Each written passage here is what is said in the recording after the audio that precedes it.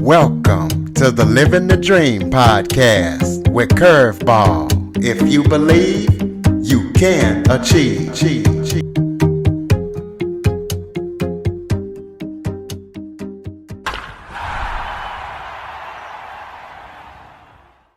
Welcome to the Living the Dream with Curveball podcast, a show where I interview guests that teach, motivate, and inspire.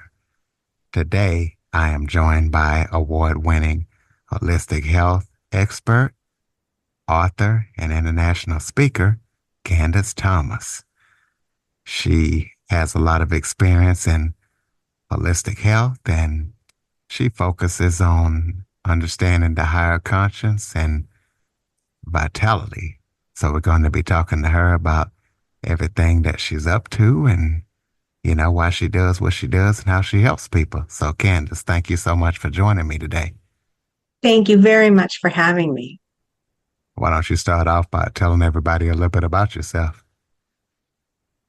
Okay, well, I'm a holistic health practitioner. My background is as an acupuncturist and also something called an Enneagram teacher. The Enneagram is a personality typing system. And I've had all of my patients take the personality type quiz at the first appointment. And now it's been over 10 years of observing if there are health patterns by personality type, and there certainly are. And then a few years ago, I also added in something called quantum hypnosis, which is a form of past life regression hypnosis. And I use all of these different modalities to create customized health care for you. I think of the Enneagram, that personality type stuff is the mind, and acupuncture is the body, and the hypnosis is the spirit. And so I'm trying to give very holistic treatments and care for everyone. Okay, well, I know that you mentioned the personality type, so we'll jump into that in just a second. But for those who don't know, explain to them what a holistic health professional is. So holistic health is trying to reach the entire person, mind, body, and spirit. Normally, our sort of Western medicine approach seems to be just body only, and it doesn't look at our emotions, our stress, or our unhappiness or sense of purpose. And those are also enormous factors in health. So pursuing a holistic approach to your health is working with people and modalities that access all of you, not just some of you. Okay, well, let's talk about personality types. Why do you feel like it's important for a person to know their personality type? I think it's actually crucial to know your personality type. I think most of us, if we've heard of personality type at all, it's sort of the equivalent of, what Disney princess are you, or what kind of dog are you, something fun and cutesy. But it's actually way deeper than that. Your personality type, there are 9, according to the system that I use. This is something that you are born with, and it is basic. It includes your ego template. So these personality types actually include our survival programming, our most basic primal aspects of ourselves that are only concerned with survival. And that is actually the default for us all, that is sort of informing our beliefs, what we think about, the choices we make, the things that upset us. All of that is part of the personality type. And it's sort of running your life for you without you realizing it. And what I've discovered is that when you're not aware of it and it's sort of running on its own, it's taking you down a destructive path in your health, in your relationships, in your career, in your money. All of these aspects are, if we're really existing from a scarcity and survival belief system, then we're making more primal choices instead of more elevated choices. So once you know this about yourself and you're shown how your personality type has actually been skewing your understanding of how the world works, you're able to shift it. And that opens you up to many more possibilities. And it also opens you up to much more happiness because now you're making choices based on what you would love instead of what you're hoping to avoid or what you're afraid of. When you're choosing your life from a sense of power, you would make totally different choices, one that fulfill you and uplift you much more. And you also say that the personality has two halves. Can you kind of let us know what you mean by that? Sure, yeah. So I do see that there's sort of two aspects to the personality type. And as I was mentioning, there's that ego template. I would call that the shadow side of the personality type. I've named that your primal persona. So that's sort of your most limited, brutal version of yourself is that primal persona. However, when you can connect to your heart, when you can go with feelings and intuition more than just logic. This is opening you up to your higher self. Your higher self exists in a state of love and light and safety and happiness and really doesn't share all of our little fears and concerns. And so when you are able to access this higher aspect of yourself, then you're able to use the genius that's built into your personality type.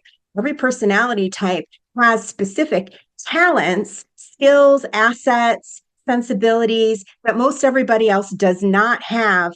And this is really your genius. This is your power. This is your purpose. Why you came here was to be that elevated, special kind of person. So gaining some mastery over that primal persona helps you step into the high side of your personality type, which I call your vitality personality. Well, what's the best way that a person can figure out which type personality they are? So if you go to the website, yourvitalitypersonality.com, I've got a free online quiz for you there that will help you discover your type. Well, let's say I went on there and I identified my personality well. Mm-hmm. What's next for me after I do that? So there's a description there about your type. And then if you want to delve further into it, there's a few different things. There's book, Your Vitality Personality, which is coming out next week. And there are, you could work a one-to-one session with me if you've got some specific issues going on in your life that you would like assistance in making sense of. We could work one-to-one. And also I have a membership where we do some deep diving every week into personality types, how to access the greatness, how to manage the stress, how to notice those sabotaging aspects. We do a lot of inner work in the membership. Okay, so tell us about your book, to tell us where we can get it from and what people can expect to find when they read it. So it will be available everywhere, Amazon and where all books are sold. And certainly you can access it through the website also, yourvitalitypersonality.com. And so there's an introductory chapter sort of explaining the basics of what we just discussed. There's an ego side, there's a higher consciousness side. One builds you up, the other one breaks you down. And then each chapter is about a type. And I've created something called a mandala. This is a graphic that quickly outlines the basics that you need to know about the type. And so there are specific fields inside this graphic, something like your survival belief, your compulsion, your sabotage pattern. Each of these are spelled out in the shadow side of the personality type on the mandala. And then the high side are the shifts that you would make to align yourself with your higher self. So it's specific guidance on what to change and how to change it. And then I delve in each chapter into each of those fields, talk about what that means, what to watch out for, and tips to align yourself with the higher self. And then at the end, I offer something called the Real You Methods. And this is perhaps what I'm most excited to share with people is there are specific techniques that most people are not aware of for self-healing, for quieting down that monkey mind that's chattering at you, for healing old traumas, old pains that are holding you back. Basically, I'm providing a set of methods and techniques that will really quickly help you empower yourself. All right. Well, you also talk about different kinds of exercises that you recommend, like journaling. So kind of talk about those and why you recommend them.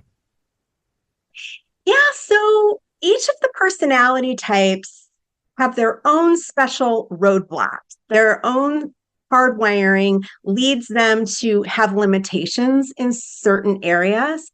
And so I like to highlight exercises specific to each type that help them get at those problem areas. So I might suggest journaling for some of the personality types who are less inclined to connect with themselves or to take quiet time, quality time with themselves. This has some prompts to help you explore yourself more.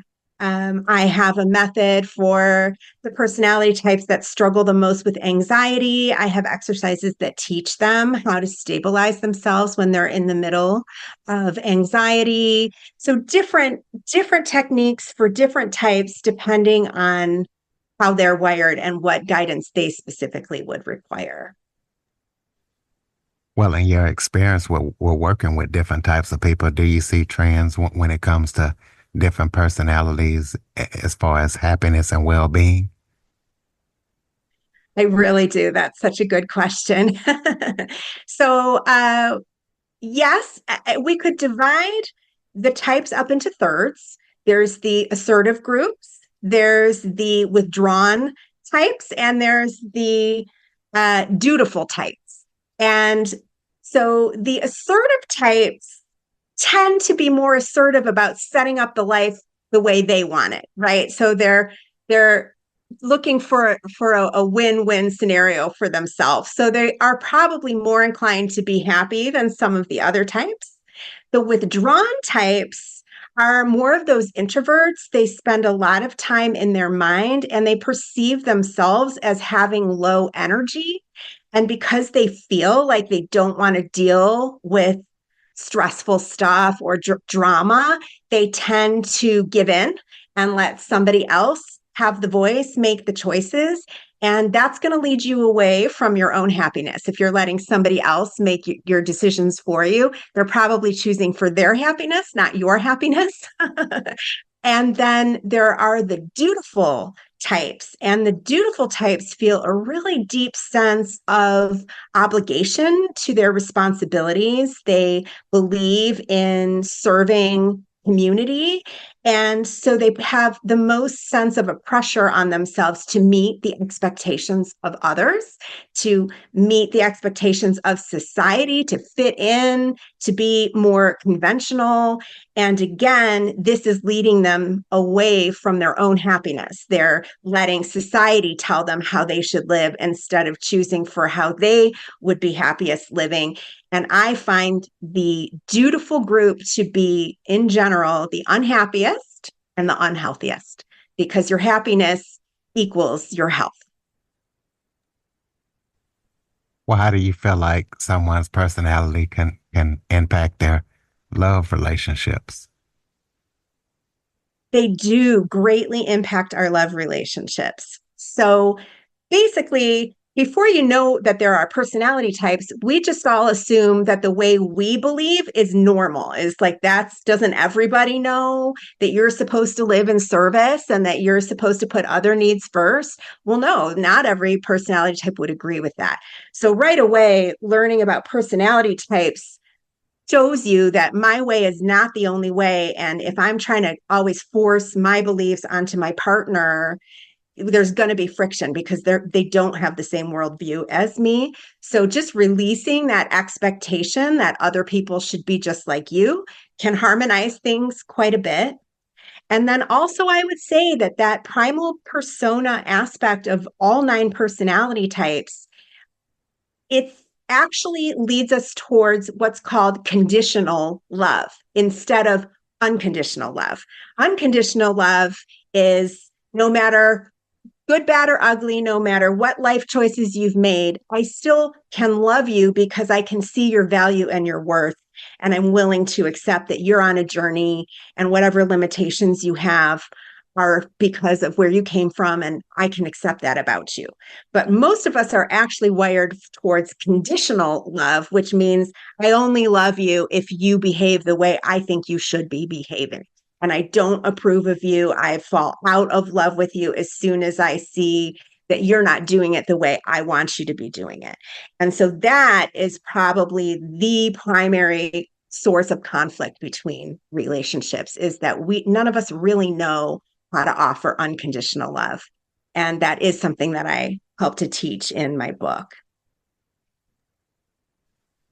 Okay, well, do you feel like parents need to know their personality as well as their children? And this is a two-part question. Do you see varieties when it comes to family situations and personalities?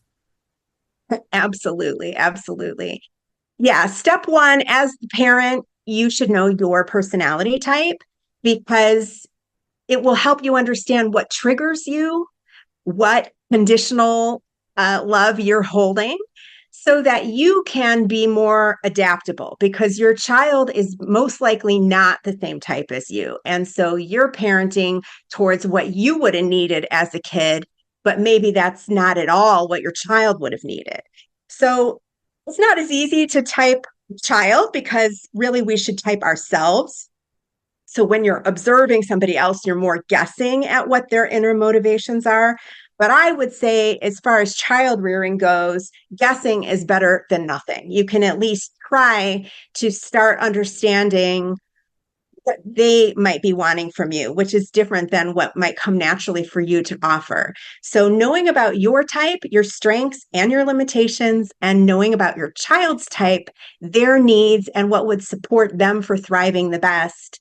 This really helps you tailor your parenting style for each of your children so that they can be their most stable and they can feel that they grew up with love and acceptance in the home.